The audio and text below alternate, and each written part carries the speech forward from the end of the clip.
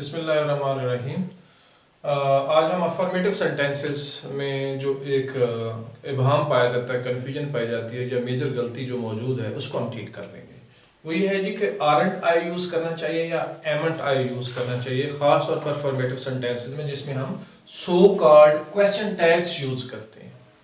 ठीक है जी। तो ब्रिटिश ट्रेडिशन के मुताबिक, इंग्लिश ट्रेडिशन के मुताबिक वो क्वेश्चन टैग्स यूज़ करते हैं जो कि उर्दू में या हमारी लैंग्वेज में मौजूद नहीं है। तो हम तो सीधी एक बात कर लेते हैं और वो समझने वाला भी समझ लेता है, जो समझाने वाले का मकसद होता है वो भी वही होता है। लेकिन जो इंग्लिश रवायात हैं, इंग्लिश लैंग्वेज, इंग्लिश कल्चर के मुताबिक, तो अफर्मेटिव जो सेंटेंसेस हैं उसमें सो कॉल्ड क्वेश्चन टैग्स हम यूज़ करते हैं और उन क्वेश्चन टैग्स की वजह से सेंटेंस के एंड में हमें वो अफर्मेशन चाहिए होती है। तो लिहाजा उसमें हम आमतौर पर कंट्रैक्टेड वर्जन यूज करते हैं, बी का, हैव का, डू का, एटसेट्रा, इस तरह की जो चीजें आती हैं इनके कंट्रैक्टेड वर्जन जो है यूज करते हैं।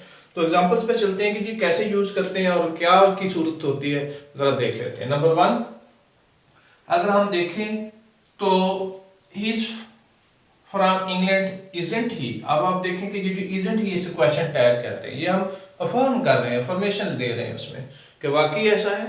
तो लिहाजा अब आप देखें कि जहां जो वर्ब यूज होगा उसकी कंट्रैक्टेड फॉर्म यहाँ पे नेगेटिव में यूज होगी, इजंट ही।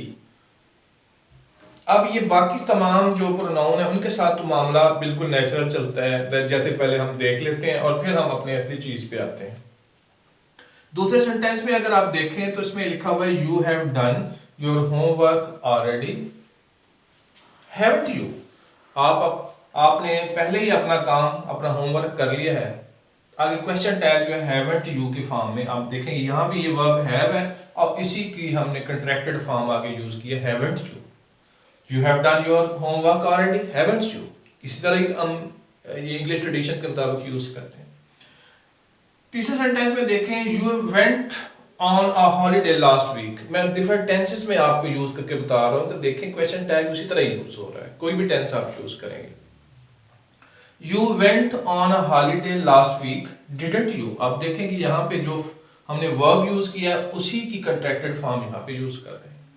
अब ये मामला जो है बाकी सारे वर्ब्स के साथ सही चलते रहते हैं काम, लेकिन जहाँ पे एम यूज होता है उसकी फॉर्म में हमें क्या करना है, उसके पास हमारे पास 3 ऑप्शन होते हैं कि देखें जी हम इसी के पैटर्न पे अगर हम इस तरह यूज करें कि आई एम न्यू हियर, एमंट आए। अब ये बात अगर आप स्कॉटलैंड में हैं तो फिर तो आपको कोई वो अननेचुरल नहीं समझेंगे, वो आपकी बात को इस तरह नेचुरल लेंगे जिस तरह इन सारे क्वेश्चन टैग्स को नेचुरल लेते हैं।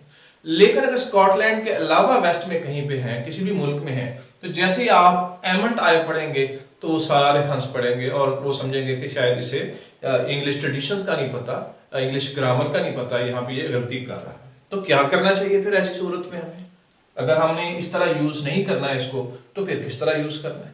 अब दूसरी सूरत हो सकती है, अलग एक सूरत ये हो सकती है कि हम ऐसे करें कि हम इसमें I am new here, am I not, यानी फुल फॉर्म यूज कर लें।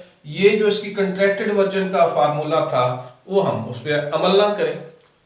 अच्छा जी, अगर हम फुल फॉर्म यूज करें तो फिर क्या इम्पैक्ट क्रिएट होता है? फिर इम्पैक्ट क्रिएट ये होता है कि we are more authoritative, we are more formal, यानी कि बात हमारी जो है वो कैजुअल वे में हो रही है, कोलोकियल वे में हो रही है, लेकिन हम फॉर्मल स्ट्रक्चर जो है यूज कर रहे हैं।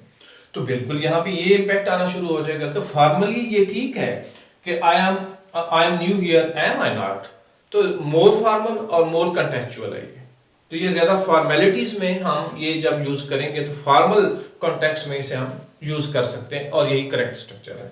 लेकिन एमंट आई जो है वो इनफॉर्मली यूज होता है, लेकिन मैंने बताया कि स्कॉटलैंड में या आयरलैंड में अगर आप यूज करेंगे तो इनको हम बुरा नहीं समझा जाएगा। बाकी सारे यूरोप में जहां यूज करेंगे तो वो समझेंगे कि इनको इंग्लिश ट्रेडिशन का नहीं पता या इंग्लिश ग्रामर में कोई मसला है इनको। तो क्या करना चाहिए? तीसरा ऑप्शन हमारे पास है कि हम ये यूज करते हैं I am new here aren't I. अब आप देखें कि हम यहाँ पे एम यूज कर रहे हैं, ये वाला, और क्वेश्चन टैग देने के लिए हम यहाँ पे आरंट का यूज कर रहे हैं। तो ये चीज जो है वो करेक्ट है, लेकिन इनफॉर्मल कॉन्टेक्स्ट में ठीक की जाती है। यानी कि अगर ये स्ट्रक्चर हम बाकी सारे यूरोप में बोले इनफॉर्मली तो इसे करेक्ट समझा जाएगा, एमेंट आई की बनिस्बत, इसकी निस्बत से इसको ज्यादा ज्यादा करेक्ट समझा जाएगा। लेकिन जब हमने तहरीरी तौर पर कुछ चीज लिखनी हो तो हम यकीनी तौर पर ये दूसरा स्ट्रक्चर, जैसे मैंने यहाँ, मैं अगर इसकी नंबरिंग कर दूं तो ये 1 है, ये 2 है और ये 3 है, तो इसमें दूसरे वाला स्ट्रक्चर फॉर्मल लैंग्वेजेस के लिए फॉर्मल कॉन्टेक्स्ट में यूज करेंगे। पहले वाला सिर्फ उस वक्त यूज कर सकते हैं जब आप स्कॉटलैंड में मौजूद हैं, और थर्ड वाला जो है यूरोप में आप कहीं भी मौजूद हैं, इन करेक्ट है जी, और इनफॉर्मली यूज कर सकते हैं। यूरोप में भी अगर फॉर्मल आना है तो फिर दूसरे स्ट्रक्चर पे आना पड़ेगा। तो ये है जी प्रॉब्लम जो कि हम आमतौर पर गलती करते हैं कि आरंट आई यूज करना है या एमंट आई यूज करना है, या फिर उसका correct structure am I not use करना है। Thank you.